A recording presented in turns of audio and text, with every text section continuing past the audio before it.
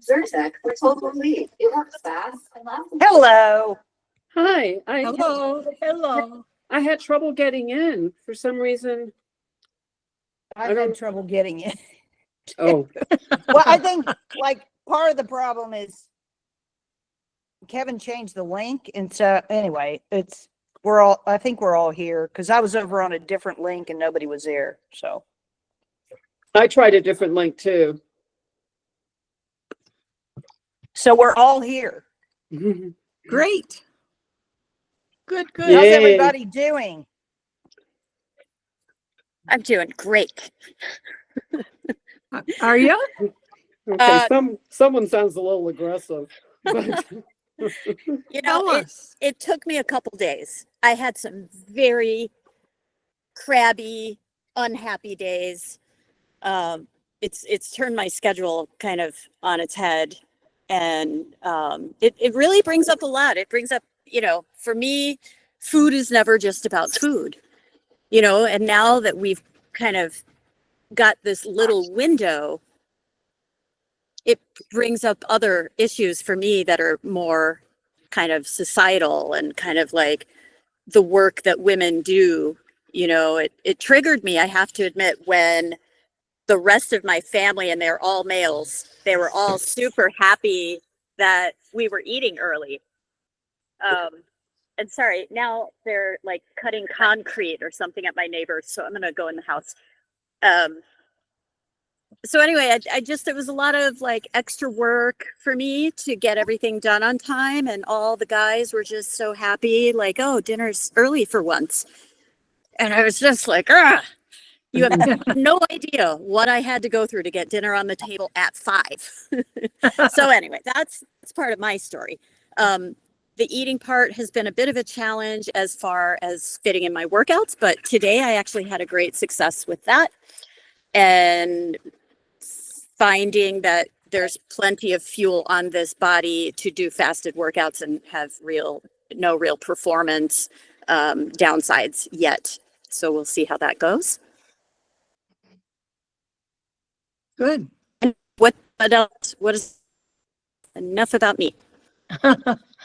Well, I've had a good several days.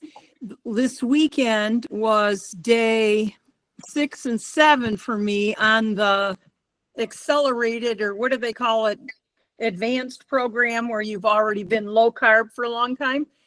And so that was, I haven't fasted, well, really it's 2 days of fasting, but when you are stopping eating at 6 o'clock the night before, and you're not going to start eating again until 12, it's like, it seems like it's even more hours than 48. But wouldn't it be? I mean, 48 would be 24 hours starting 6 a.m. to Saturday to Monday 6 a.m. So anyway, I made it. And I felt good during it. I think I have actually felt better than I might have. So I'm very encouraged. I'm very encouraged and so glad to be doing this with everybody. and for me, the jury's out a little bit because I find that, like I was telling Jen today, it's like we have a 6-hour eating window. I finished eating, and I start from when I actually finish eating. That's when my clock starts ticking. Not, even though I would love for it to tick while I was actually making the food, it really has to start when I finish eating the food. And so, so that was at 1 o'clock today, and that means that my window closes, or like Jen said, slam shut at 7 p.m. But, it is now almost 6:40 where I am. I literally have no desire to eat. I am not hungry. Like, trying to eat food right now is just, it's more of a burden than anything else. I'm not interested. I don't want to eat right now. And I don't think I'm going to want to eat later on. And I now, one thing I will say is that I've been really good about not snacking. So, and that was a bit of I thought that was going to be a challenge for me because I usually like to nosh in my eating window. I'll nosh on stuff, but I haven't been doing that. I've been eating the main meals and maybe occasionally dessert. But like last night, I ran up against my eating window. So I skipped dessert because then it really would have pushed me past the eating window. And I was not happy about that, but I didn't have dessert. So, and I don't know, sometimes I feel like, I feel like a little bit lighter, but then like this eating window's starting to bug me a little bit. So I don't know. We'll see. Well, I typically have eaten in a fairly narrow window pretty regularly. So, Chris, I could have probably done the advanced one, but I Right. just decided to stick Of with the course. standard Yeah. program. Like the challenge. So today I didn't have my first meal until a little after 11. I thought I was going to eat at 10, but then I had a phone call. So anyway, I didn't. So I ended up eating at 11, and I wasn't really hungry, but I was like, okay, I've got this phone call coming up. Like, I've got to eat something if I'm going to eat something. So I made some ground buffalo, and I was like, I don't feel like cooking. I made ground buffalo. I put a little tallow in there and a little cumin, and I threw in some asparagus and some Swiss chard. And I mean, it wasn't bad, but it's like I didn't want a lot of it. And so that was just kind of interesting for me. I might have just been better off just doing a longer fast because I wasn't particularly hungry. Mm-hmm. Yeah. And to me, that raises the question, Martha. While we're following this metabolic freedom, we're supposed to like somehow fit 3 meals in this window. That No, I I can don't tell think you right you're now, fitting. I don't think you're that's fitting. not You're happening. not fitting 3 meals in there. No, You're forget not about fitting it. 3 meals in a 6-hour window. In a 6-hour window, at most, you're fitting in 2 meals, and one of them is probably lighter than the other one. Yeah. Right. And like for me, I mean, I had like a couple of eggs. I had like 3 small turkey sausage, a half an avocado, and with the eggs I cooked it in French butter, so that was yummy. But Yum. I mixed in spinach and mushrooms and a spring onion. That's what I had for my first meal, which I finished eating at 1. And I feel full. I feel more full now than I did when I finished eating this afternoon. I think that's interesting. It's like, and I asked myself, like, maybe we don't need to eat, be eating all the time. It's just a marketing ploy. But, and even like, so I did a couple of days of entering data into Chronometer, but of course I cook a lot of my own meals. So then I have to go weigh all the ingredients and then get them into Chronometer as a custom recipe, which I showed you guys how to do on the Q&A. But I was too busy this weekend, both times that I cooked something that was more complicated. I wrote it all down, but I didn't go put it in Chronometer. And it was interesting. So I guess Friday was the last day I put something in Chronometer. And of course, I'm looking at all the data in Chronometer and I'm going, well, I don't have enough nutrients. And, again, like, who set all that up and said that's what we need? So I'm asking myself that. And then, so I actually took a shot of the bean minerals and put bean minerals in there. And then my nutrient numbers kind of improved significantly. But, just like the food pyramid, all of these statistics and things about how much we need, comes from a machine that's trying to sell us more food. So I don't know. I mean, that's sort of where I am right now. And like, if I wake up tomorrow and I'm not particularly hungry, I may just, fast all day. Yeah, I wondered about that, Martha. I've listened to most of the book, and I do have the book now, but I haven't read it all, which is I'll take it down, the facts down a little better when I'm, reading it. But I was assuming that if you didn't feel like eating at the beginning of your window, that would be okay. Does he speak against that, or does he say that's okay? Like, I'm on today it's a 4-hour and, feeding, food window. So I just have had one meal. I mean, I have done they call it OMAD, 1 meal a day. And there's a number of groups that do the OMAD. And like I was saying this morning, my plan was to eat from 10 to 4, because I thought that'll give me plenty of time before the class and stuff. But one, I wasn't hungry before 10 o'clock to start fixing something. And I really wasn't hungry at 10 o'clock, but I was a little bit hungry at 11. But I guess if you've selected a 6-hour window, but if you don't start eating at the beginning of that 6-hour window, it just kind of pushes that 6 hours out, because it's like you're going to be consuming food in your digestive system for that window of time, whether that's 6 hours, 4 hours, 8 hours, 10 hours, or 12 hours. Yeah.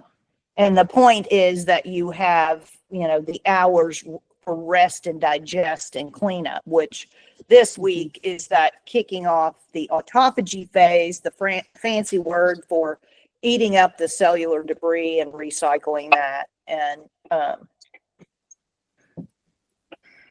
right.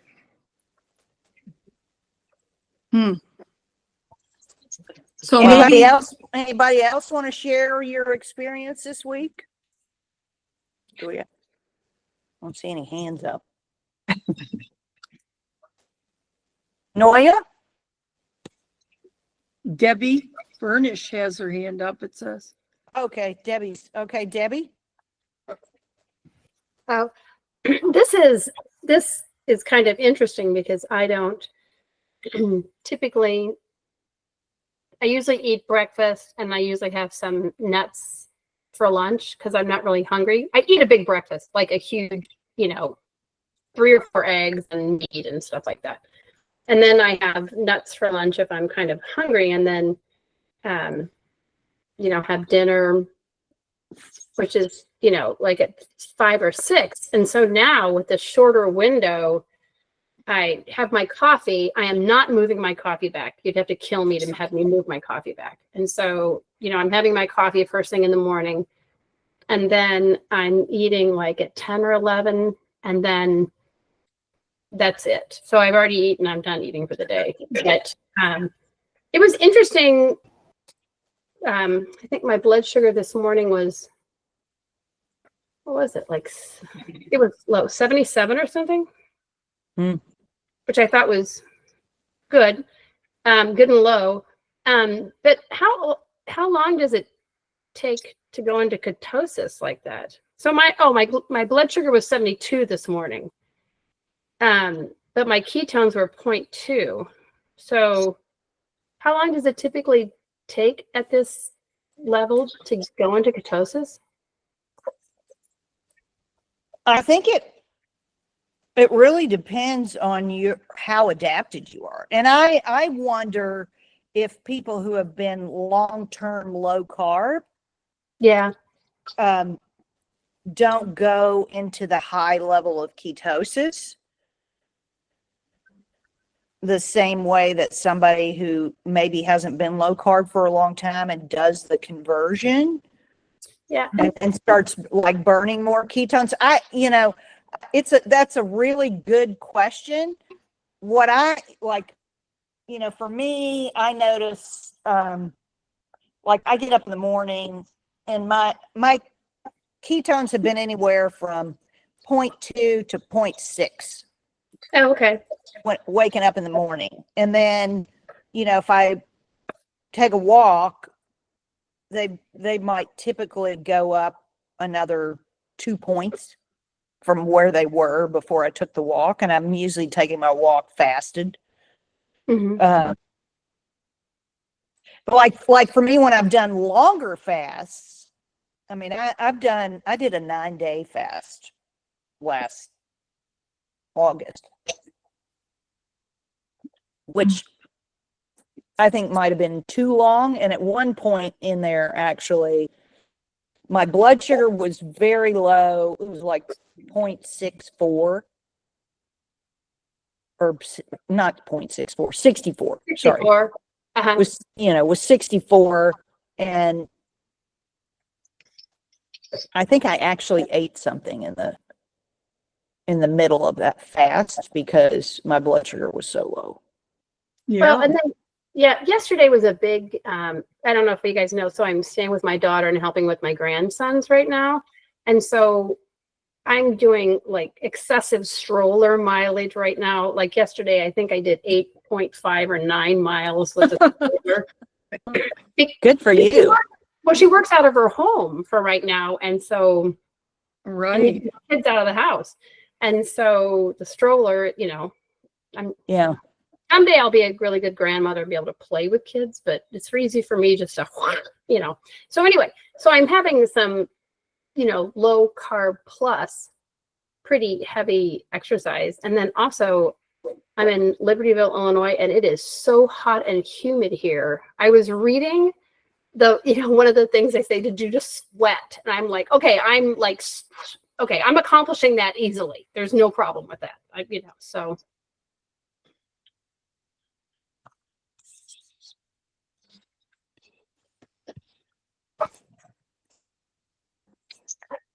Do we have any questions about implementing it or, what's working or not working for you or? Yeah, I have a question. My question was, in the 6-hour window, okay, so we're not doing 3 meals, but like right now, it's now 10 minutes to 7. I have 10 minutes to get something down my gullet.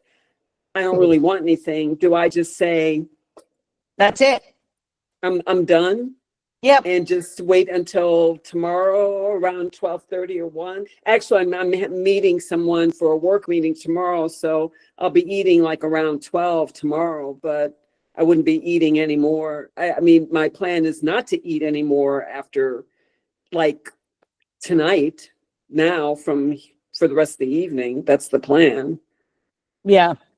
I do think that so maybe Jen can comment on this for a minute, is that like having your last meal earlier, at least 3 hours before you go to bed, is probably optimal. And I think Jen maybe had some insights on that, if you want to share. Yeah. Well, I've got a little data too. I look at heart rate variability. I look at my deep sleep, and I look at now I look at my fasted glucose and ketones. And my ketones have shot up. It's hard. Who asked, Karen or Debbie, how long it takes Debbie to get into ketosis? And just diet alone without fasting is really hard to move those numbers. And Martha and I kind of talked about this, and it seems to be not the food that you eat, not the keto foods or carnivore foods, but the not eating.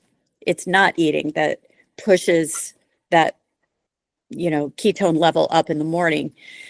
Now, the thing I can't figure out quite yet, and anyone please chime in, is, I'm doing a fasted workout now in the morning, and workout, not walk. I used to do fasted cardio. Now, those were the before times. Now I'm doing my strength workout, which I would never have done unfueled. I thought that was bad, but it's not. so far. But my ketones are not moving after that workout. So I'm trying to figure out, is it that we're using circulating ketones for fuel and that's why it's not like showing up? Yes. So what Yes. happens Okay. is when you're working out and your body is converting fat for glucose, your glucose is going up because you're burning fat into glucose. So you have glucose. So then you're not using ketones. Okay. Does I that, mean, I feel does that make fueled. sense? Yeah, because you're not solely using ketones. You convert Yeah. fat into glucose through that gluconeogenesis pathway. That's converting into glucose. It's going to your brain and your body. Yeah. So anybody who's working out in that fasted morning time frame, I would encourage you to just look at your performance. I don't think that you don't need anything fancy. You know, are you getting better? Are you getting faster? Are you getting stronger? That's going to be my metric. Can I lift a little bit more? That's what I do anyway. So can I do it in this fasted window? Let's see. Deep sleep. I think that's something we can look at. Let's see if tightening up our eating window increases deep sleep. I suspect that it will, as long as, you know, I wonder if for women who still have their cycles, if this could become a stressor for them. Yeah. Starvation typically is not that we're starving. Again, Right. I think I have plenty of stored, you know, fuel here on board, but but perhaps cycling women should actually watch their data and see what's happening. Yeah. Chris, we have 4 hands up now. So Chris, you're first in the queue. Okay. Yeah, I just want a quick comment that I noticed it was easier today after the 2 days of total fasting. Today I was scheduled for a later window tonight, and just knowing I had a meal at the end of the day to look forward to made it easier to get through than it did knowing the whole day I wouldn't be eating anything. So I'm thinking, I mean, it's no problem at all at this point, which is, believe me, not typical for me. So, you know, I'm really pleased about that. So just saying, did you find that, Martha, when you did your days and days of no meals, was it significantly harder than just fasting and having a meal at the end of the day or something? No, like I really didn't think, like I would say after the second day, I didn't think about food. Yeah. And, Yeah. you know, of course, a long time ago, I mean, this was back in 2021. I think I mentioned a long time ago that I had done a dry fast. I Right. actually found the dry fasting, I was less hungry sooner. I mean, I was through the sort of hunger pains sooner in that, but you know, that's definitely not for everyone. Right. It's definitely not for everyone. And you know, you don't want to over fast. Right. Okay. Thank you. Sharon? Yes, okay, thank you for unmuting me. I have not been following this specific program, but I have a question related to eating microbiome food. And I'm trying to figure out how to do some fasting, but also get in the microbiome foods that I need to eat. So I have been eating the sugar shift, either the pill or making a yogurt out of it about 11 o'clock in the morning. but I also need to take all these yogurts therapeutically from that I got from Dr. Davis. So B coagulants for joint pain, L-reuteri, L. crispatus for female health, Bacillus subtilis, and Gasseri acebos. So I make a mix of those and eat all of those together. So I know you mentioned last video, that it would be better to separate the sugar shift bacteria from other bacteria. So I've been eating the sugar shift in the morning, and then 6 or 7 hours later, the Dr. David microbiome.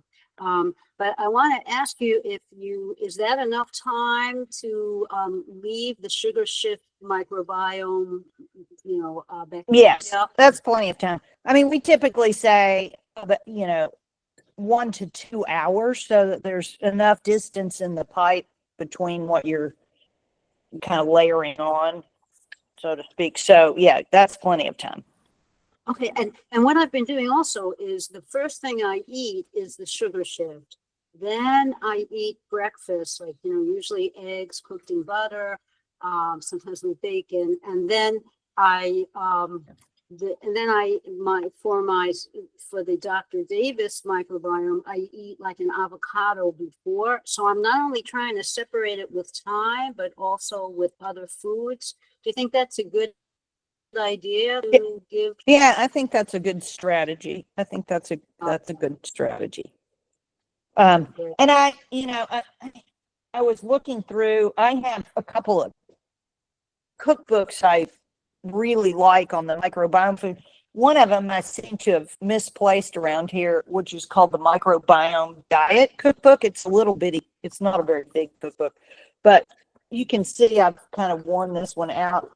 It's called the Heal Your Gut Cookbook, Nutrient-Dense Recipes for Intestinal Health Issues Using the GAPS Diet. And it has some really nice recipes in it, and also kind of a phased approach of, where to start if you have a lot of gas and gut issues. You can start at the stage 1, which doesn't have a lot of fiber, and then you gradually are working on the lining of your gut with the diet, and then moving into other foods. But this actually, I just ordered this and I've just started looking at it. It's the Well-Fed Microbiome Cookbook by Christina Campbell. And I know Christina, she actually did some writing for us early on when we were in the fecal sample collection business. And she has hers is like a 2-phase approach. So, and it is mostly plant-based. So it's interesting too, because I have been working on a blog post about the effects of the carnivore diet on the microbiome.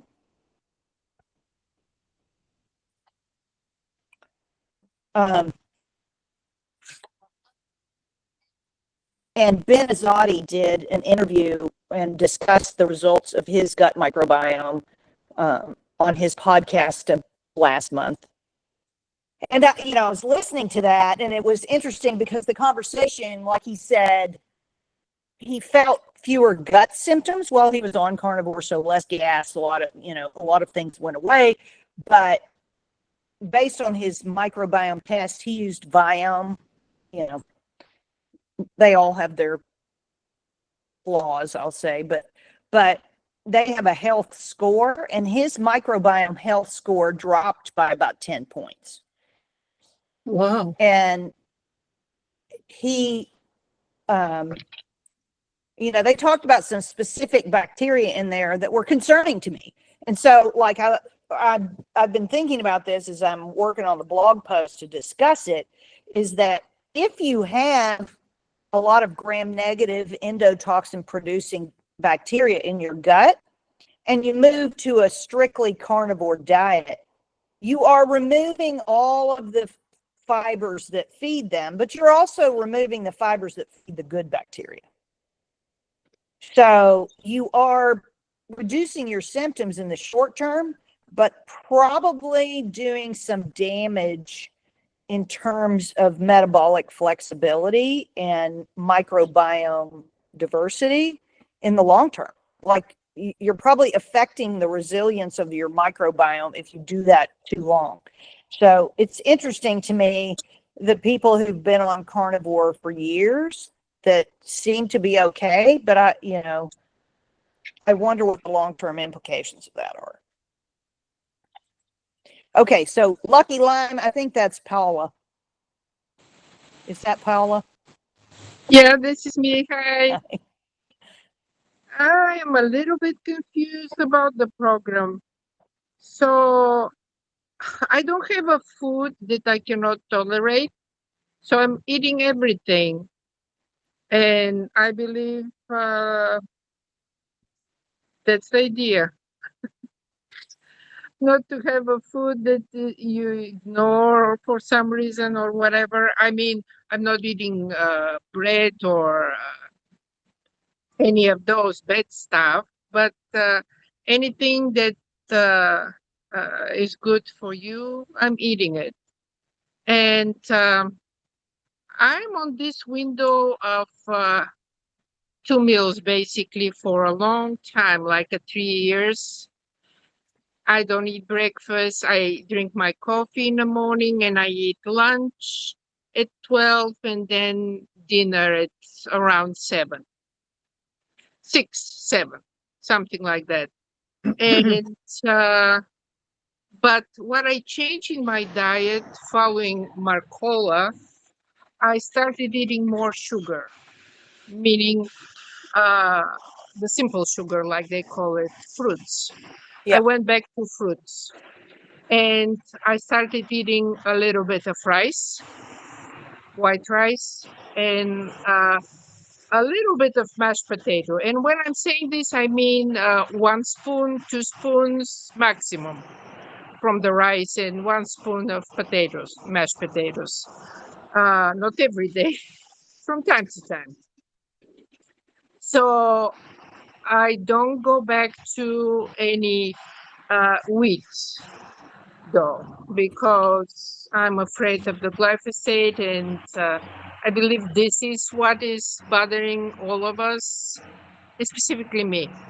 So I will not go back, especially living in the United States, to any bread, pasta, or anything like this. So this is my plan, and for now.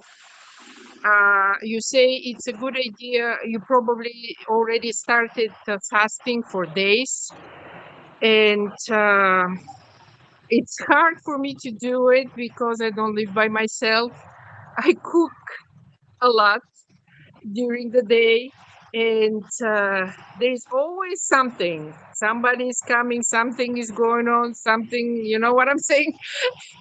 Yeah, it's very hard to do fasting if you're entertaining other people or you're the primary cook in your house.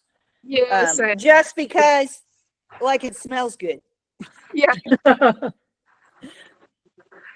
I've done it once. I fasted for a day, and honestly, I could have continued forever. It didn't feel like anything when I started the program, and I'm gonna do it when my husband is going to a conference in Brazil, so I'm gonna do it then, and I'll be there are no kids around me right now, so I'll be cooking only for the dogs. So I'm not eating dog food. Actually, their food is pretty delicious because I cook for them, but I'm not gonna eat their food. And then I'm gonna try for fasting. What is the idea basically of the fasting? Well, that's the period of time when you go on a longer fast. So we build up kind of zombie cells in the body, if you will, that are maybe Right, not the functioning autophagy. optimally or whatever. And so that's what's going to kick off autophagy to a greater extent and clean up all that cellular debris. Right, right. But okay, you think I need to do this? I mean, I mean, only you can really decide whether you feel like you want to try it or you need to try it. If what you're doing is working for you, then I wouldn't worry about it. This is just something that we kind of brought to the Okay. forefront because of Ben's I'm gonna- book. And I know he's Yes. had a lot of people who've been successful with his program.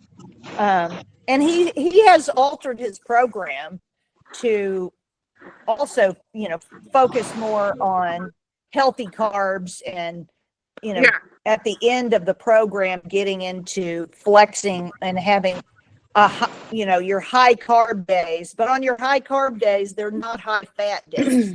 So you don't eat a lot of fat on the day that you eat your carbs. So, Right.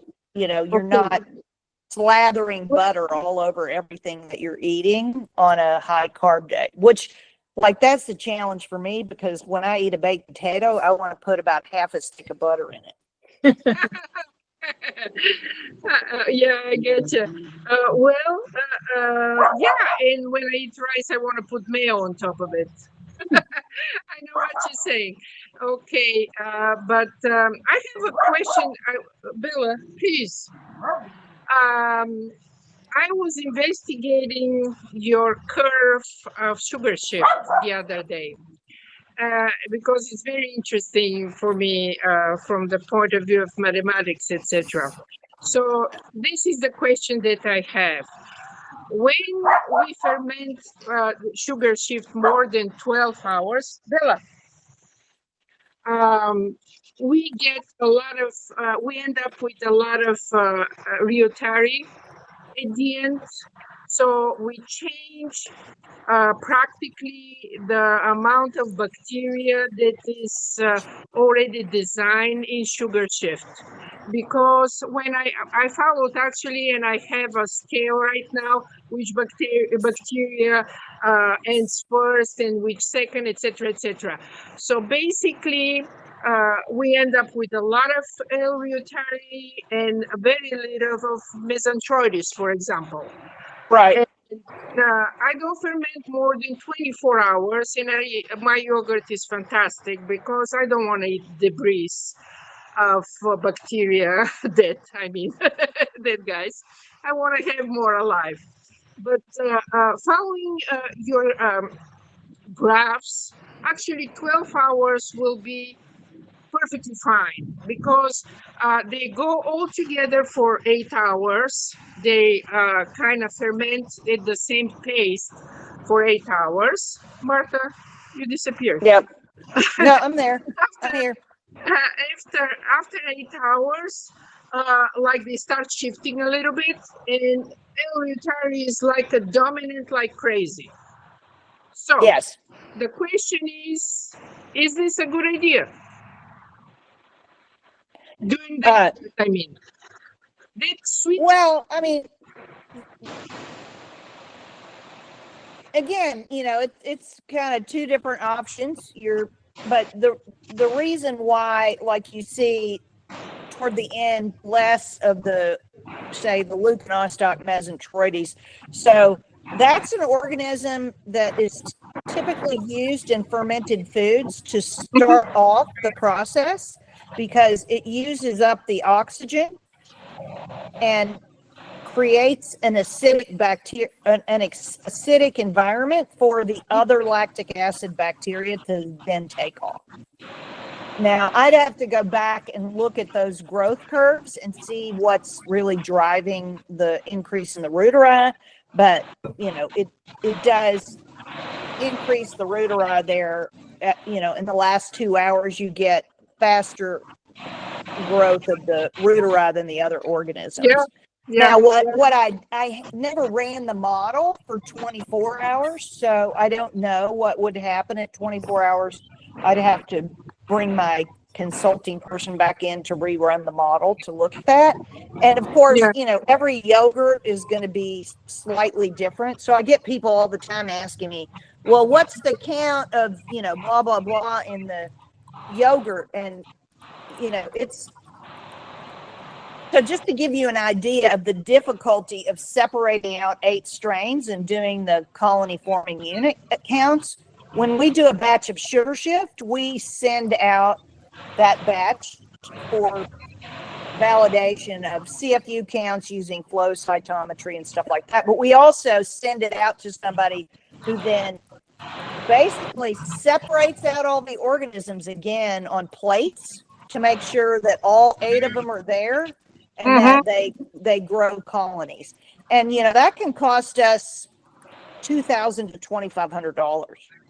Right, and that's why I don't see the benefit of fermenting so long.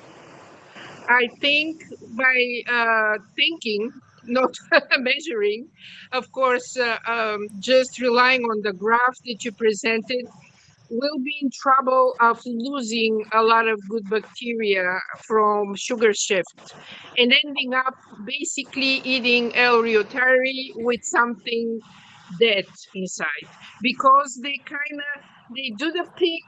It's almost at I don't have the graph at the moment, but at 8 o'clock, after 10 hours, everybody. So you hit it in any fermentation.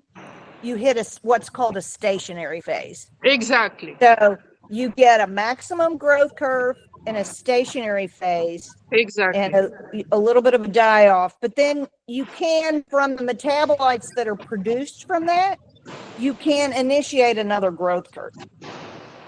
So, because they basically are feeding each other. So when you talk about the dead bacteria, they're basically feeding each other with their cell walls. Yeah. Well, which are made of sugars, frankly.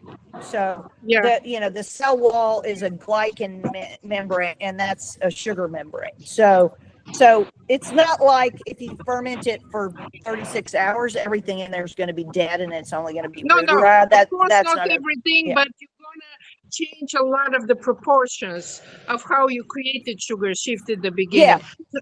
So by the way, when you did this optometry test or whatever it's called, what was the base that you put the bacteria in? Was it milk and inulin? What was the... So when we send it for flow cytometry, there's nothing in it except the blended microbes. Now we have done it, but we have done it before with inulin in it, and we have to give her very specific instructions if it already has the inulin blended, because it can affect the flow cytometry. I see. So and basically what flow cytometry is, they're basically counting, they take a gram of the mixture and they run it through a little flow meter that counts every cell. And they count the cells, whether it's live, damaged, or dead.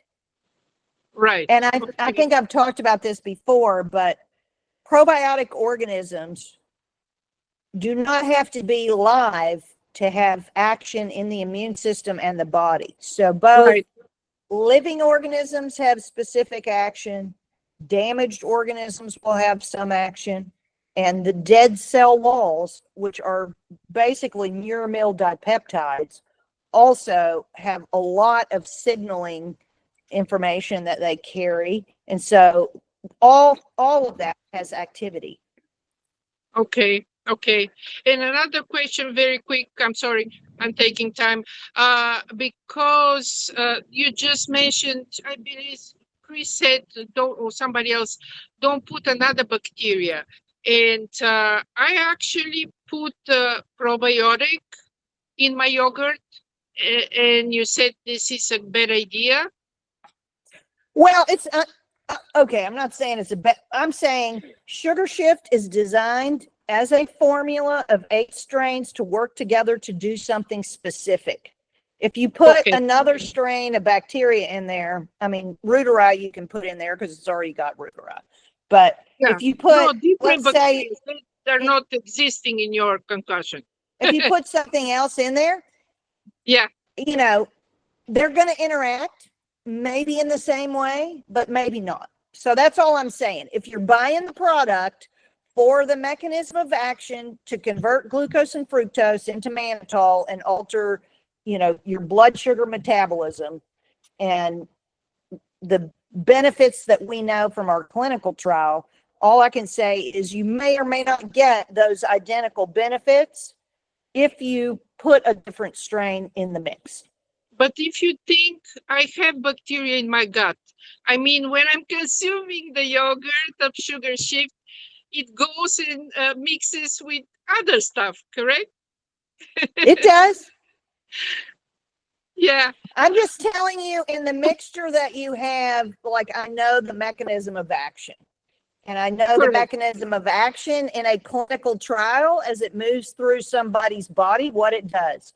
What I don't know is if you take that and you put Crispatus with it, I don't know what it's going to do, if it's going to do that same thing or not, because I've not done a clinical trial. So that's all I'm trying to say is if you're buying it for that specific action, then take it like directed.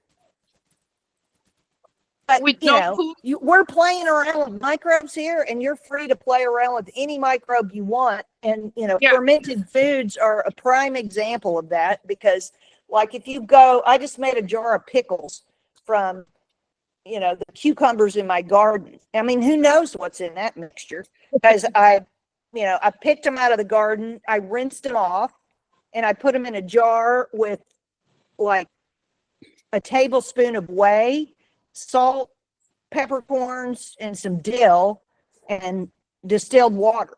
And, I don't know what they're going to taste like. I don't know what microbes are going to be in there.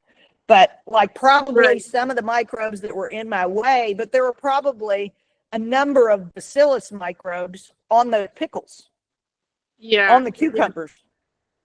And they sort of get together and they figure out how to work it out. Right. And Okay. who's going to win. All right. Okay. Thank you so much. Thank you. Maha? Yes. Hello, everyone. So I have questions and sharing on the process we're on. And then this discussion of probiotics also leads me to have more questions. So my process, first of all, is I'm giving myself permission, because permission to do what feels right to me while listening to the overall guideline of metabolic freedom. So what that means is I am going gung-ho every day. That's the most important thing for me. In taking my vitamin J, not G, J, as in joy. Yeah. I'm having a blast with this. I am so surprised to be that happy and to maintain it and to be just happy, joyful, vibrant, and free. And it's amazing. And to me, when I start blessing my food with all that love that is in me, I can't imagine it being bad for me. That's impossible. So that's I've come to accept that I'm the only one that can know what's right for me. And what's right for me is to eat in joy, is to eat with love, is to eat with peace. That's my number one guideline. The rest, I would say that's 80% of the equation for me. The 20% is the food I eat. So I have been on an eating window of 6 hours, 4 to 6 hours for like I don't know, years. So to me, that's not difficult. That's actually the way I like it. I don't like to eat in the morning. I like to do my exercise, fasting, be it weightlifting or walking or ice bath or sauna. Whatever I do, I want to take care of it in the morning. And then I have all my supplements. And you know, a lot of supplements work better if they can on an empty stomach. So then that supplement takes an hour and that supplement takes another hour. So I'm too busy between exercises and supplement to eat. So my first meal was maybe at 11:30 to 12, and I do very well. My sleep is so much better when I finish eating by 4 p.m. Then I have like 6 hours before falling asleep. And I do see that it gives me much more deep sleep and dream sleep as well. So I do see that my sleeping score gets better out of eating early.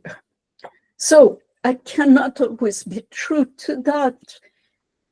Like today I finished eating, it was 5 p.m., not 4, but it was still a 4.5 eating window.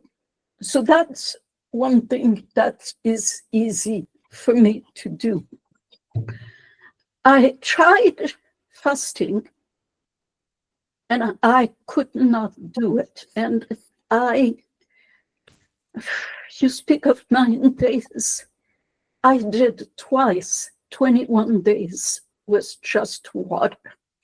I did at least 6 times, 3 months on green juices. Smaller fast, 5 days a week, I can't count them.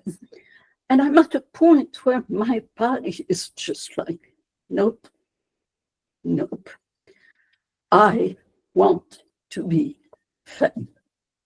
So I'm like, you know, my little body, I'm starting to love you. This is new. This is brand new. And so I'm going to give you what you're telling me you want. So my first feedback is, I don't think I'm going to do the fast. I can do OMAD. That's not a problem. What I have noticed doing OMAD, which I've done for also very long times, is I tend to eat more in one meal than if I split it between 2 meals. So what works better for me is to do a first meal like at 12 o'clock, and it is a small meal, so that by 3 o'clock, I am hungry. I am really hungry. So that's the way that I do me, and it makes me happy. So I think that's what matters to me in that particular scenario. The other little shift I made is instead of 2, 2, 2, is to do 1, 1, 1, because I'm a smaller one.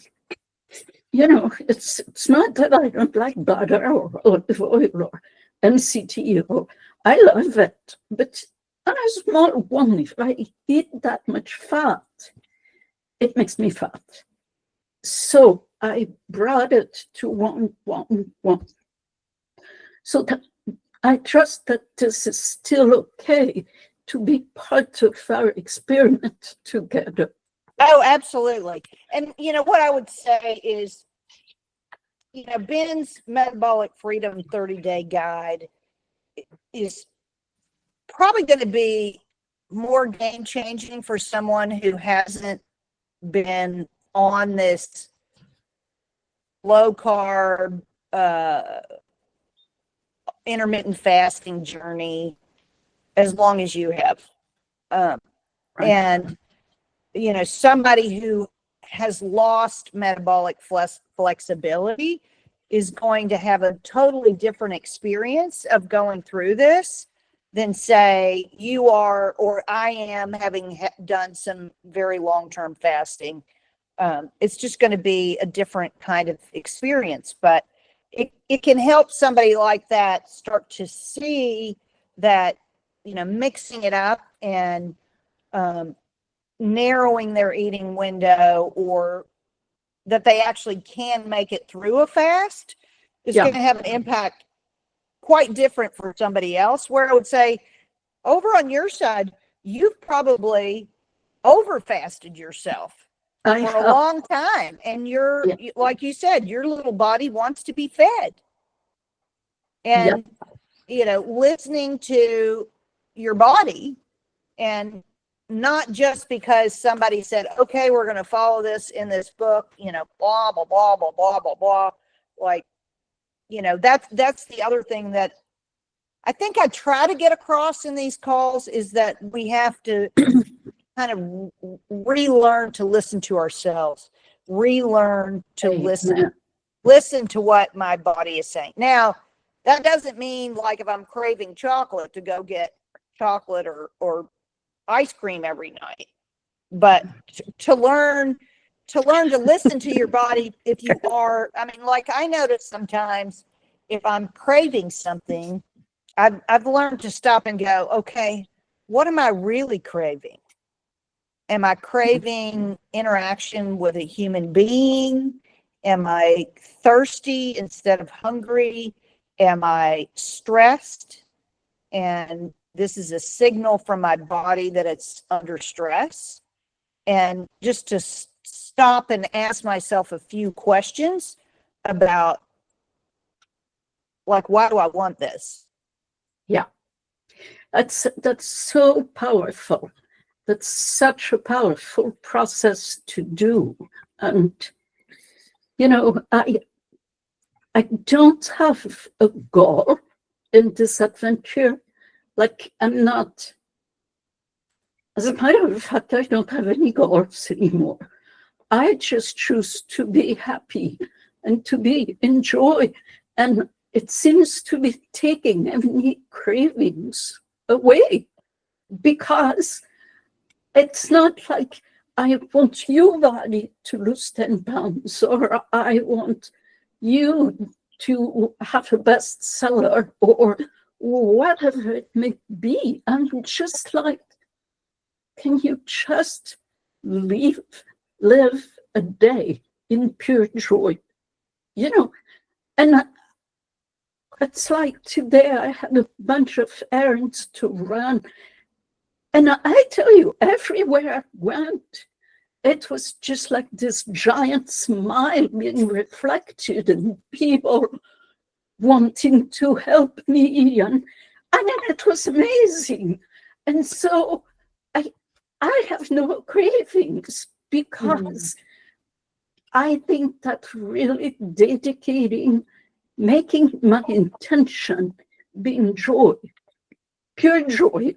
Not joy for when I lose weight, not joy for when I make a bunch of money, not joy when I meet the man of my life, none of this, just joy for the sake of it. And I tell you, that's the best diet I've been on. I mean, that is completely changing my life. It's amazing to me. So anyway, I wanted to share this with you, because I've tried so hard to control my body and whatever else I could control, you know, my partner, my money, blah, blah.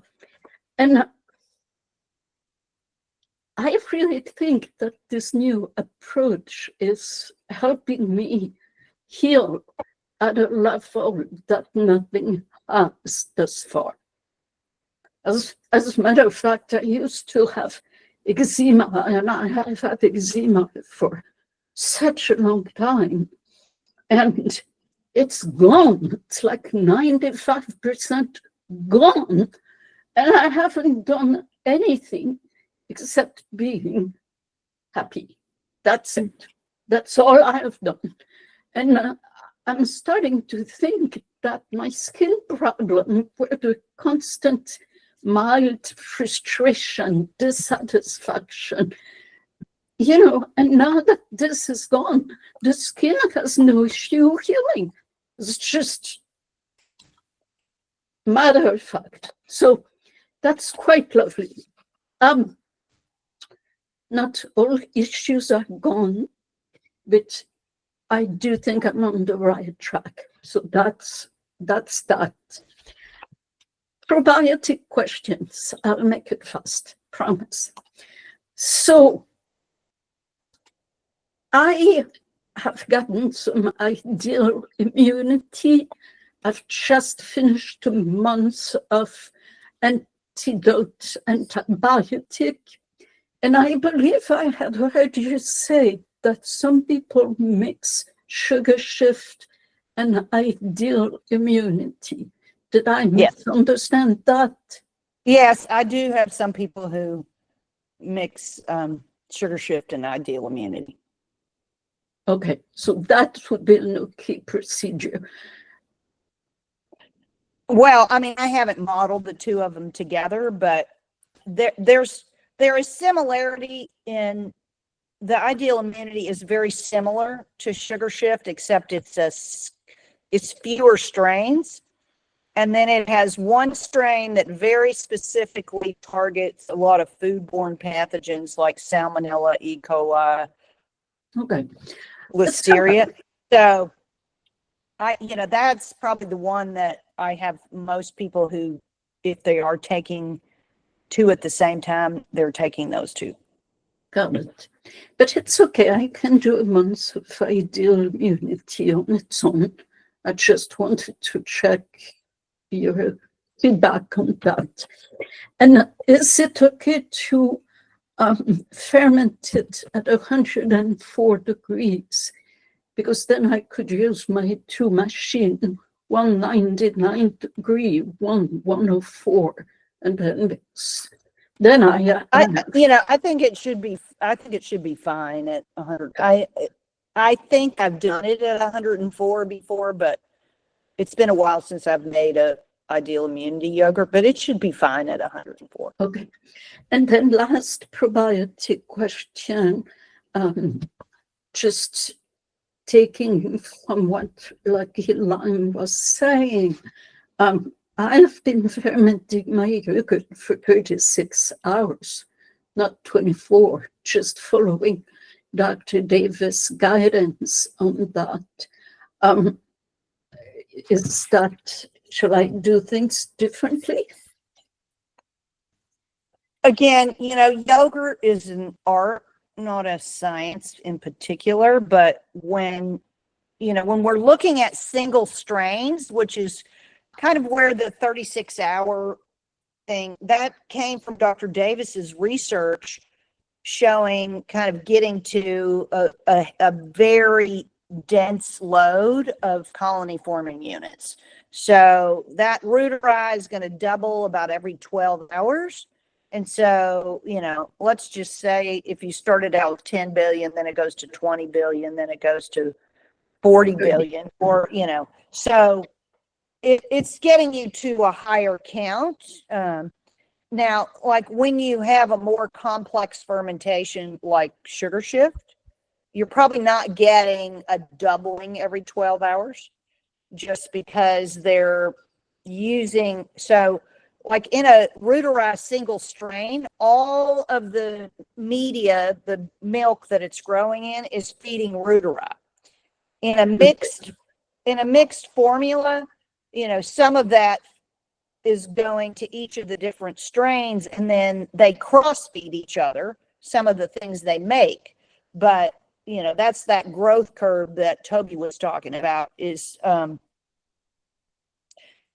of showing what the growth curve of each of those organisms is. And that growth curve is in what's called a complete media, which it's not a growth curve in a particular like high fat dairy. So I would actually have to run it in a different computational model to get the high fat dairy. But I think, again, it's one of these things where we try to get like so precise and exact and perfect with our, it's like, okay, you're growing healthy bacteria for yourself. Does the yogurt taste good? Is it in a good consistency that you like? Like, let's not overthink the recipe. Got it. And Very helpful. I get more questions about, I have 6 products and I get more questions about how to make yogurt and to be perfectly precise about making yogurt. And, fermented foods are an art. They're not a science. Like, Yes. Sandra Katz's book is called The Art of Fermentation. Yes. Beautiful.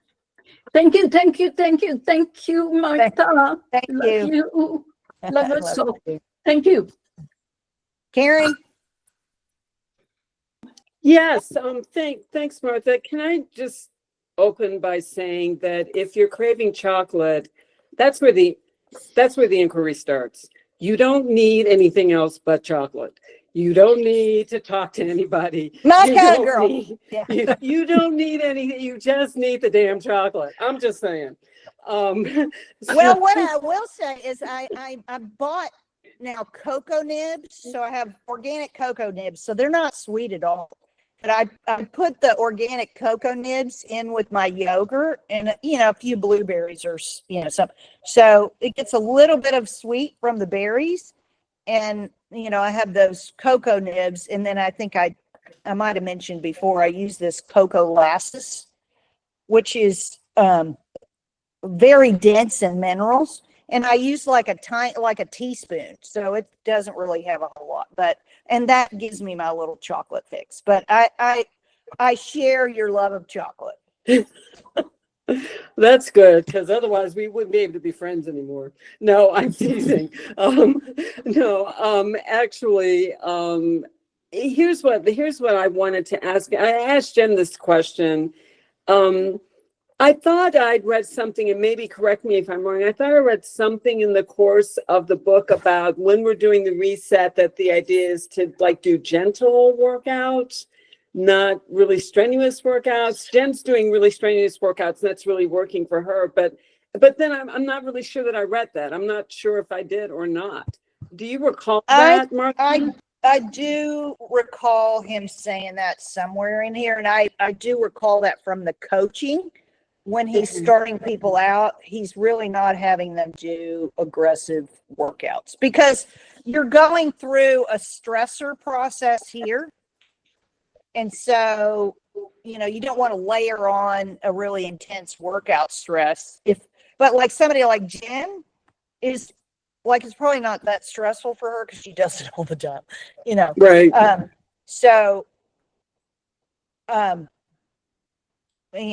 Correct me if I'm wrong, Jen, but I think it's probably a much more of a stressor to somebody who like hasn't. me. Yeah.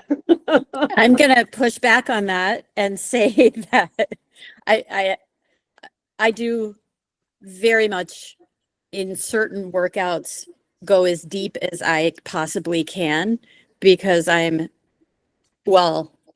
of you know not my health, but my physicality took a deep dive when I had a surgery. So I am clawing my way back up, and I am trying to elevate my max heart rate. So I am going for max heart rate. I am at least 50 pounds away from the deadlifting that I want to do. So I am working as deep as I can. I think a new exerciser can push themselves safely to the point that their body can actually do with good form. So whether that means getting a trainer and getting some hands on, make sure your form is good, depending on what you're doing. So I'm not going to out anybody here in this group, but I kind of know what your exercises are like. I think doing that is important. we are doing a caloric deficit here at the end of the day. So let's not lose muscle mass. Right. Let's make sure we're But are taxing you our sure bodies. are you sure we're doing a caloric deficit, Jen? Because I guess to me that really depends on what it is you're eating and the quantity that you're eating. If your OMAD is like a feast fit for a king, there may not be a caloric deficit. Or, Well, I think, yeah, probably everyone's different, but I do know that there are studies about this. And in studies where people were fasting for one day and then were told the next day to eat whatever they wanted, they did eat more than they typically would in a day on that second day, but it did not double. In other words, they still ate less over the course of 2 days. So over the course of 48 hours, they were in a caloric deficit still. And I kind of feel, I haven't quantified every single day in chronometer for myself, but I kind of think that's what I'm seeing is happening based on the food, just the food that's disappearing from my fridge. I'm not eating, I feel extra full in that first meal. I know I'm eating more per meal than I typically would. I think that'll level out as these weeks go on, but it's only in 6 hours. So I think just by default, this is still overall less food. Well, like I'm going to go back to the question of, we've been told we need X number of calories, and do we really need X number? I mean, I still sort of question that, but like okay, so I did enter my food the 8th, 9th, 10th, 11th, and 12th, and not for the last 3 days. But, my highest caloric intake was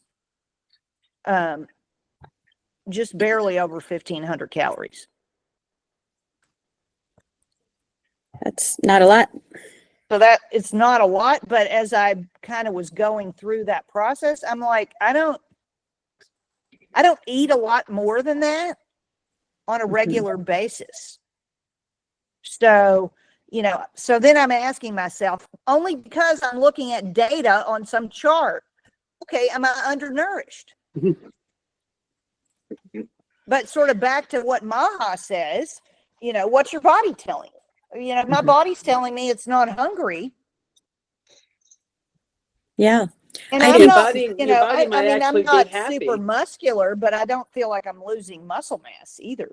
I mean, I do like active farm related lifting and twisting and moving, and I do yoga where I'm doing, planks and things like that are using my own body weight, but I'm not going to a gym and lifting weights. So I don't know. I don't feel like I'm losing muscle mass.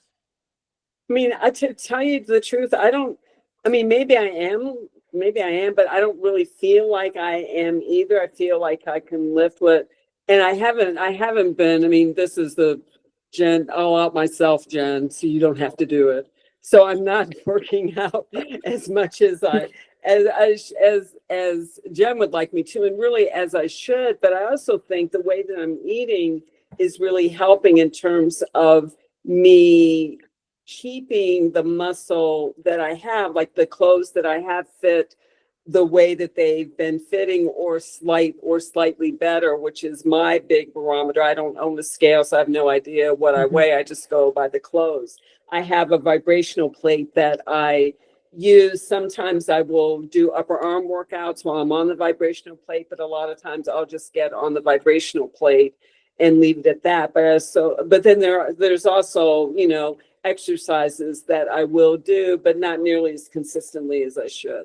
So, but generally speaking, I still, as long as the clothes work and I can have chocolate whenever I damn well feel like it, I'm okay. So there. No. Well, I think some of it goes back to what Maha is saying about feeling joyful and listening to your body and Yeah.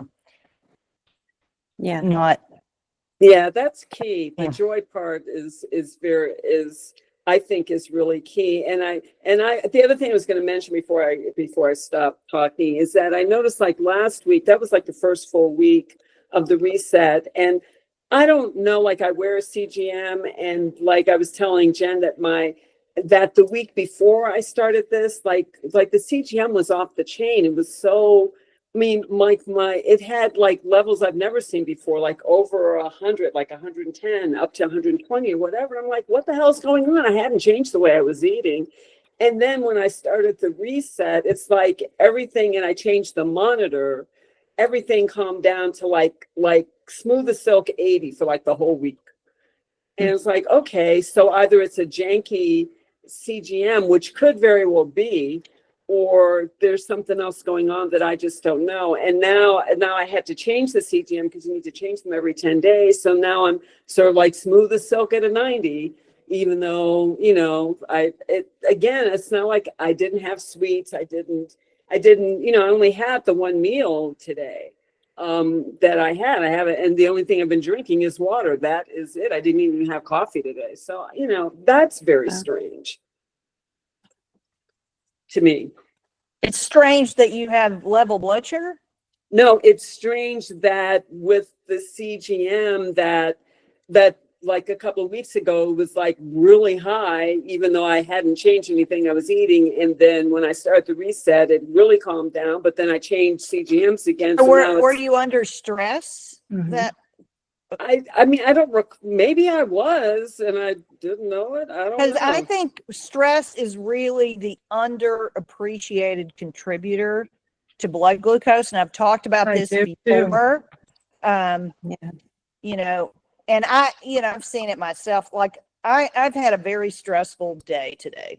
Like it was super stressful.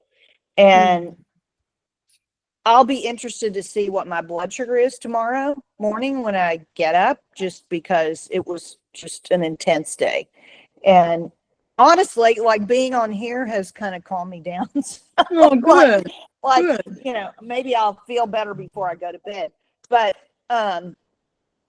stress is a really big contributor, because when we're under stress, we produce fructose. So the other thing I will say is I actually took 3 ideal immunities before I got on here, because I thought, well, okay, I'm all stressed out. I don't have, we're bringing out our Perfect Peace product, but I don't have it. And I was like, okay, I'm just going to take them. I'm going to take a bunch of ideal immunity, because like maybe there's some bad microbe in there that it can target. And anyway, so I don't know. But like you might reflect back on whether there was just and like I think even there's so much going on in the world right now that's just crazy. And like every day you wake up and you either see something or somebody sends you something and you're like, okay, like what else? Yeah. And even though we think we're handling that okay, we're honestly probably not. And the other thing that we've talked a little about, if you were in the book club and we read The Invisible Rainbow, is the 5G. So the 5G towers and the electromagnetic stuff that comes off of those.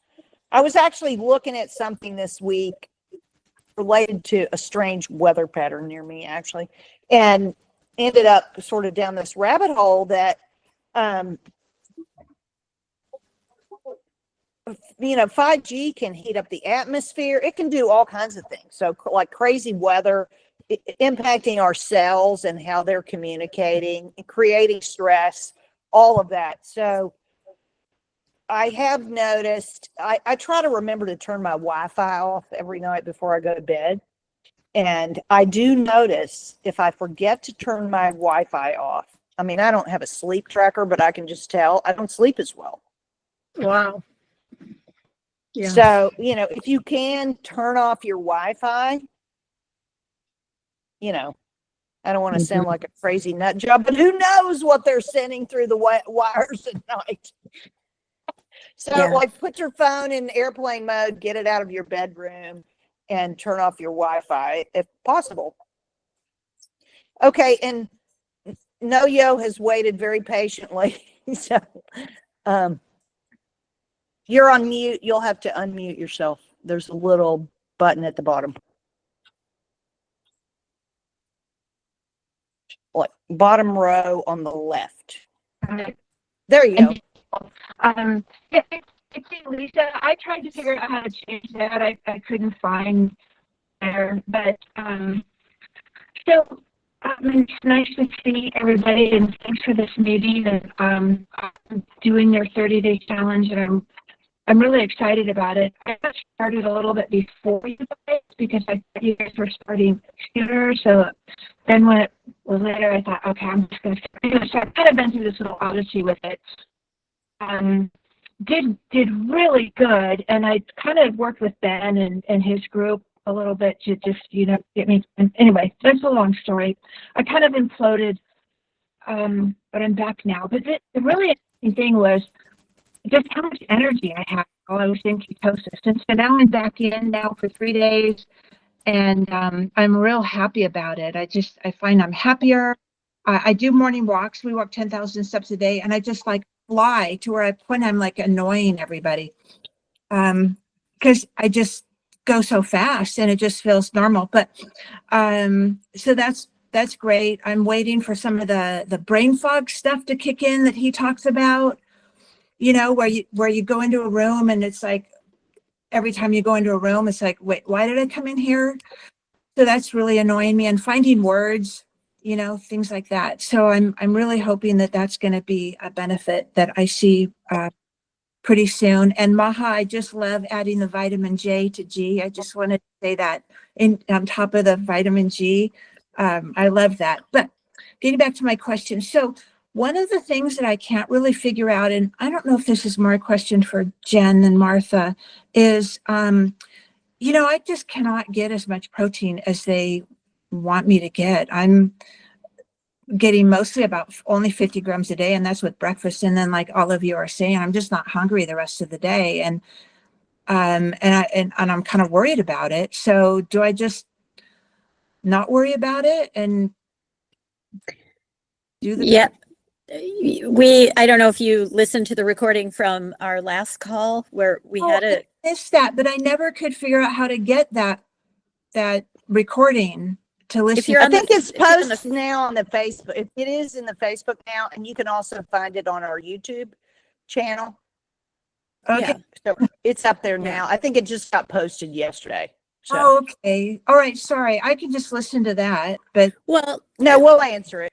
Yeah, I mean, my point is we did kind of talk about, do we actually need that high level, that 1 gram per pound of body weight amount of protein? So we had a lively discussion about that. I think it depends on your goals. I think that one of the beauties of this challenge is that it kind of forces us to prioritize, because we do get full, right? Hopefully, I sure do. I'm finding I don't have room for a lot of yogurt, whereas before I ate a lot of yogurt. But I had time in a day to get unfull from that. And now it's like maybe a couple tablespoons, but I'm taking the probiotics. I'm taking Sugar Shift. I've always taken sugar. I don't make yogurt from it. I'm taking Crispatus. I'm taking L-Reuteri, because I'm just not going to waste my calories real estate. Yogurt.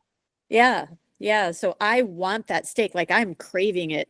I am craving, and from a priority standpoint, I want meat and I want lacto-fermented vegetables.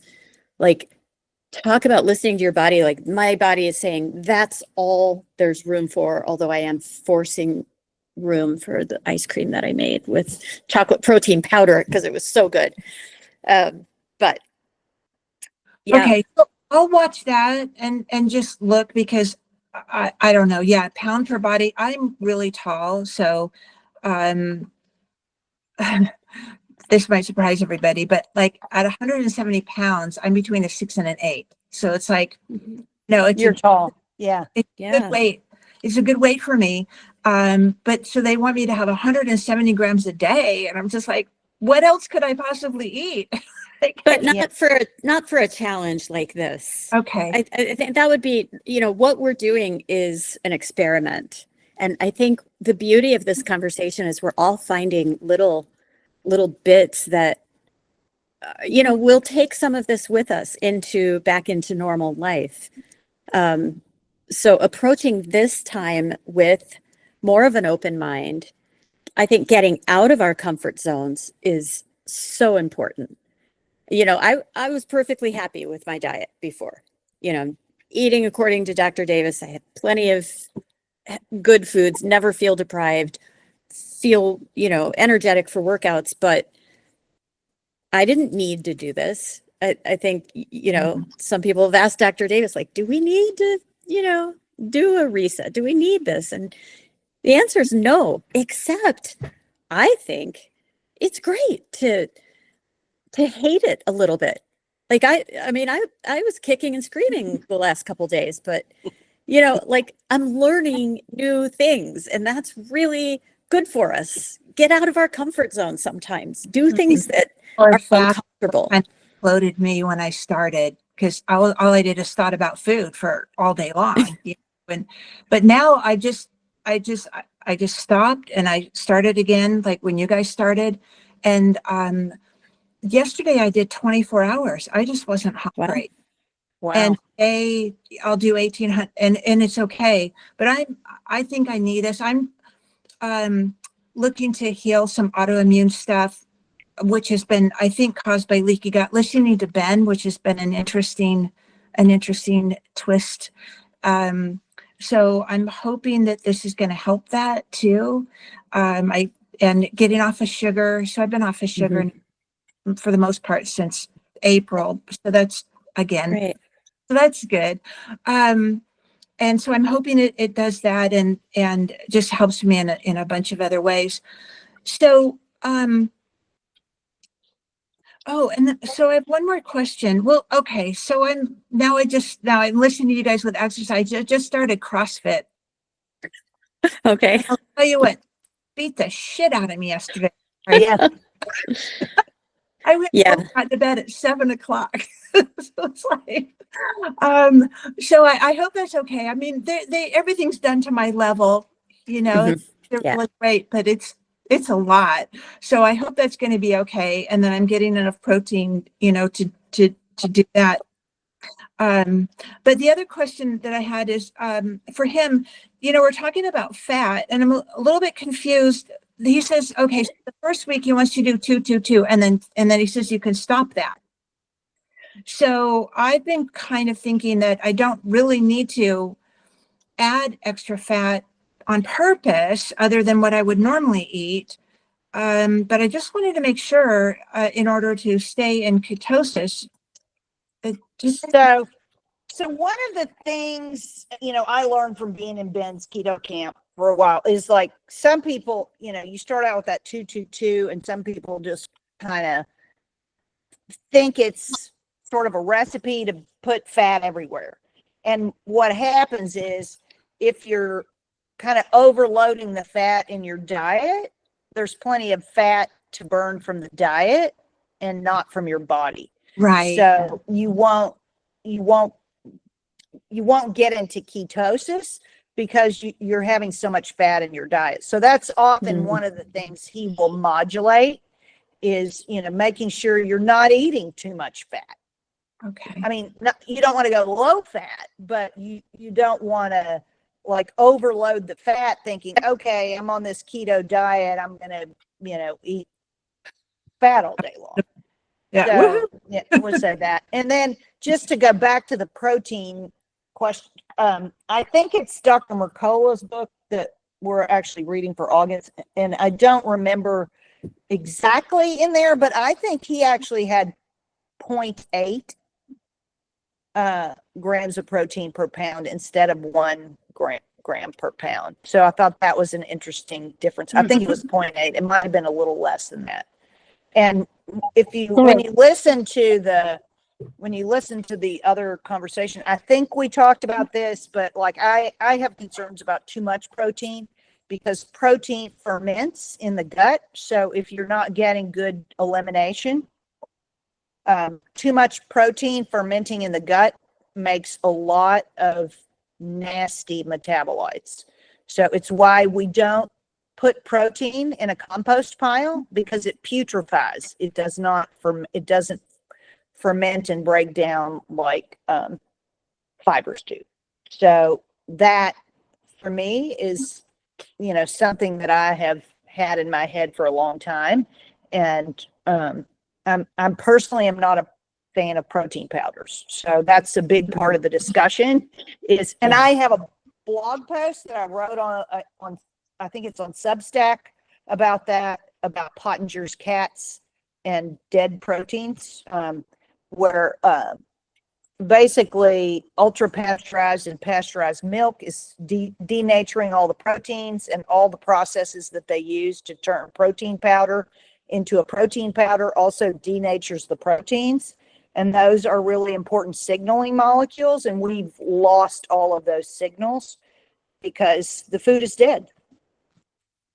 Martha, I read what you were saying on your blog, and I was wondering, have you tried to do yogurt from raw milk without I used to pick up raw milk, and I haven't gone back to get the raw milk since John passed away, because I got to get so much of it. It's like, okay, what am I going to do with all this milk?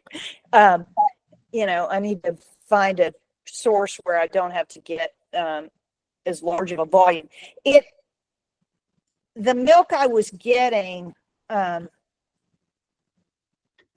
yogurt it never got the thick consistency that I love. That's correct. Because I tried once and it was very watery. It was no good. I mean, as a yogurt. As a drink, maybe we should say you can drink it. Yeah. So I do, like, if you heat it, and the Amish use my sugar shift to make, like, I have a Amish customer who sells through all the Amish community, and so they use it for a lot of their yogurts, and they're doing raw milk, but I think they are heating the milk. Yeah. So if you heat the milk to 165, you're gonna break down some of those proteins, and so that's part of what probably makes the yogurt consistency is the broken down proteins. But what about when you have a lot of bacteria in there, they're probably revitalizing those proteins. I do know that. Is it again this thing I forgot is missing the L word? Rotary? No. She's saying that when you pasteurize it, you're missing something with L. I forgot the word. And you denature the proteins. Right. Lactoferrin is one of them. Yeah. Yes, lactoferrin is very important for binding pathogen, like it's and binding up iron, and so my question is, how are we gonna get it if we miss it from all the pasteurizing? How are we gonna get it? Lactoferrin? Yeah, that's a good question. I actually take a lactoferrin supplement. You do? Okay, made of whom? It's made by a company called BioRad. There are a couple of companies. So you kind of have to look, because you're getting bovine lactoferrin, and there's another product also called iDetox, and she has lactoferrin in her product, and that's somebody that I took the root cause protocol with, who makes that product. But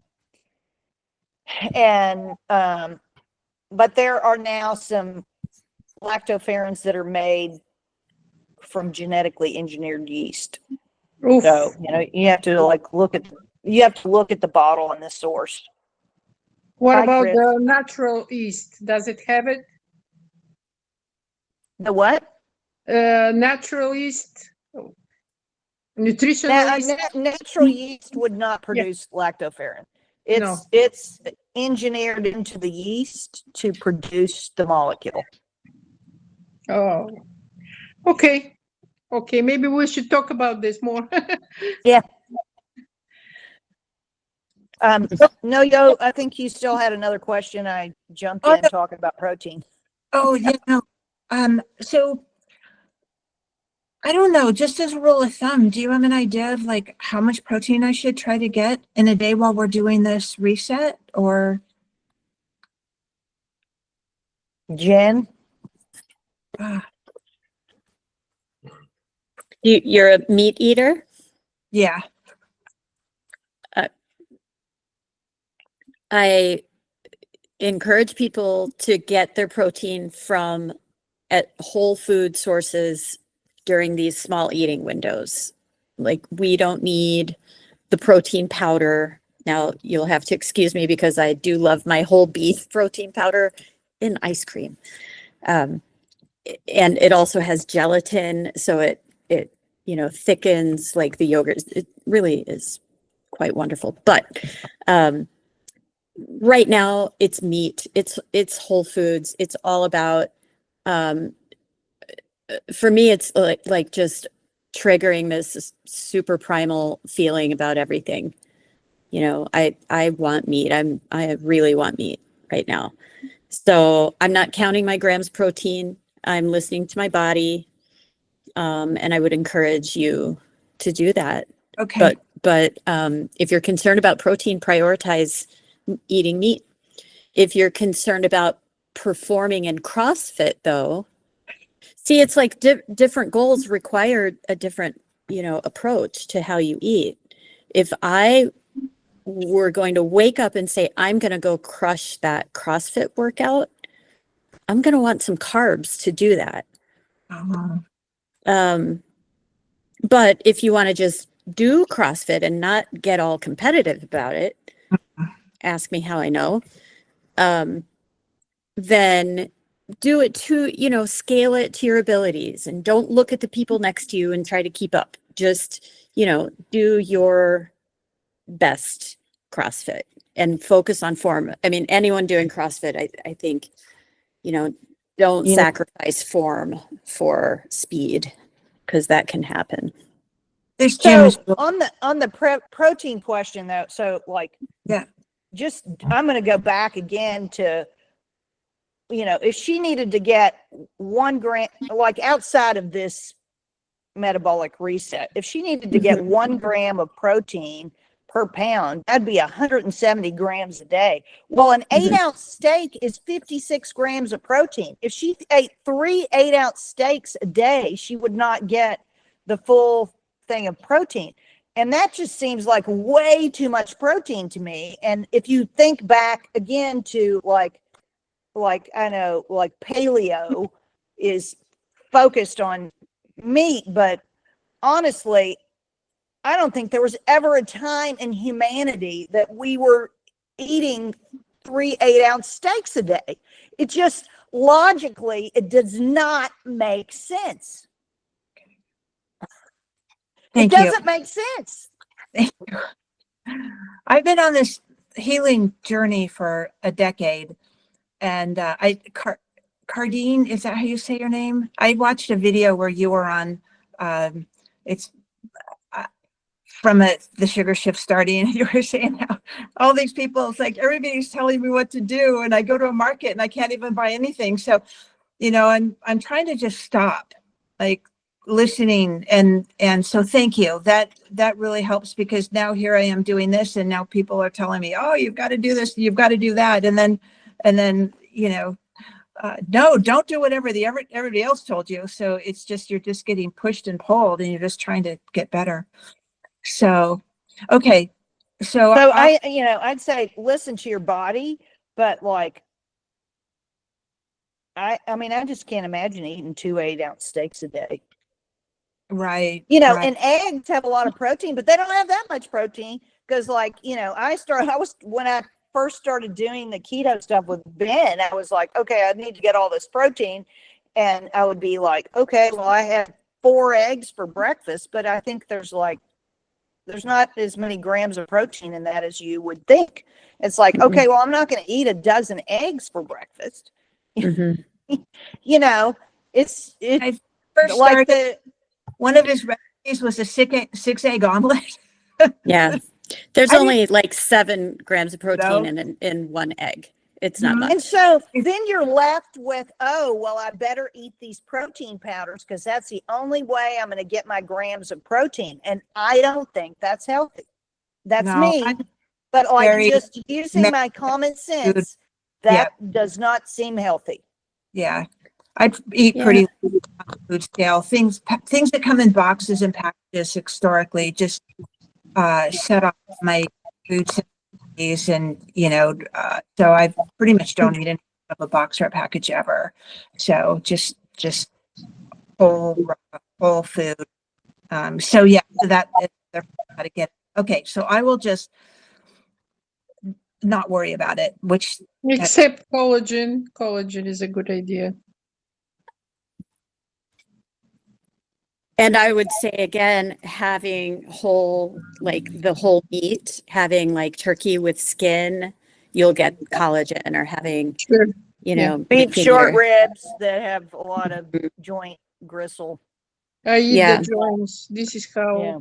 I buy it, everything with bone, so I can eat the joint. yeah. But I will say, I just went through this exercise with a client because he was curious to know how much protein is in the different types of meat. Like what has the most protein? Turns out turkey is actually really, really good.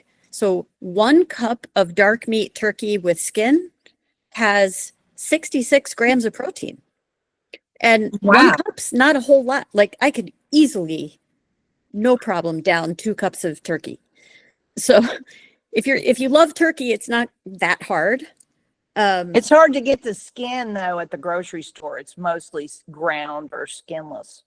Yeah, ground might be No, different. there you can buy but- wings, turkey wings, or that has the skin on it, and it's fantastic, delicious. I can get thighs, and I can get the parts, but that's like at my little health food store.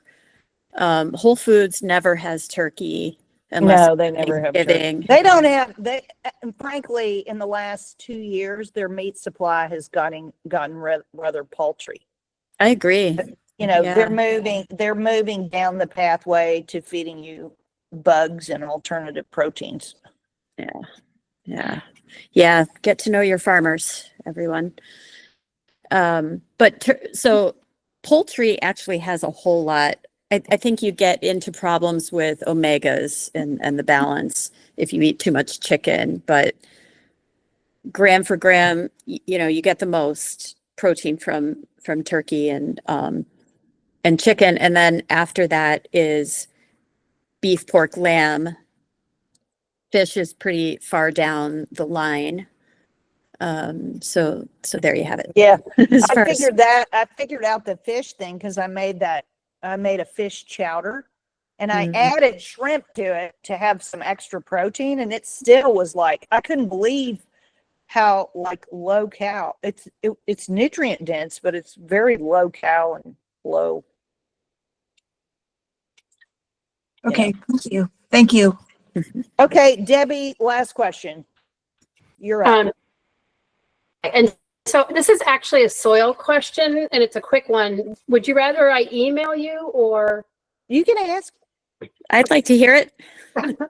Well, so we have a house out in Wyoming, and we spent a lot of money and did raised beds and put in organic soil, and we put in all these organic herbs and all these organic vegetables.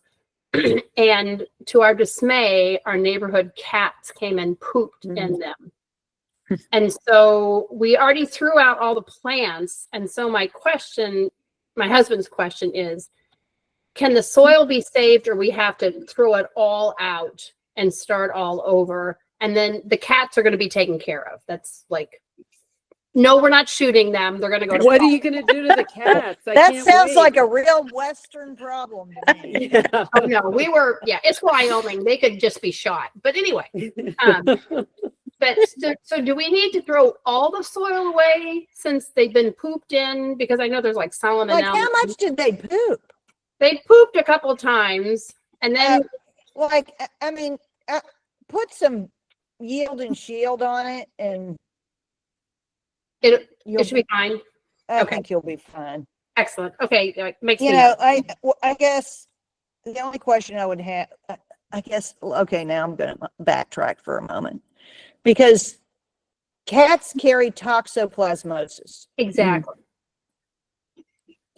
And I actually have no idea if the yield and shield or the soil microbes. Let me do a little bit of research on. Oh, okay. Can I email you and then you can Yeah, just email me so I have it in my inbox. So is it, I'm sorry, I always forget your email because I never email you. So is it Martha.Carlin at BiotiQuest? Send it to my BioCollective email here. I'll put it. Oh, in there. okay. And so what is that one? Martha.Carlin at BioCollective.com. I put it in the chat if you can see it. Perfect. Okay, great. Thank Just you. because BiotiQuest, I get all these marketing emails, people trying to sell us their services, and Mhm. I anyway, so I don't use that for my day to day. Okay. All right, perfect. Okay, thank you very much. Thank you, and thank you everyone for coming and for joining us tonight and joining us on this interesting little excursion. And we don't have a call till the end, but I think what Jen and I will come together and come up with another impromptu call time that we can do, maybe early next week, just to touch base and see how people are doing. The check-ins are really helpful, at least just to vent about something. Yeah, I mean, the one last week I thought was pretty good. We had some good questions, and so maybe we'll try to do kind of that same window of time or something. But Jen and I will get together and come up with a time where we can do a quick Q&A and run through some things and just check in. That sounds good. All right, thank you very much. Right. Good to see you, everybody. Thanks, Thank you. everyone. Thank you.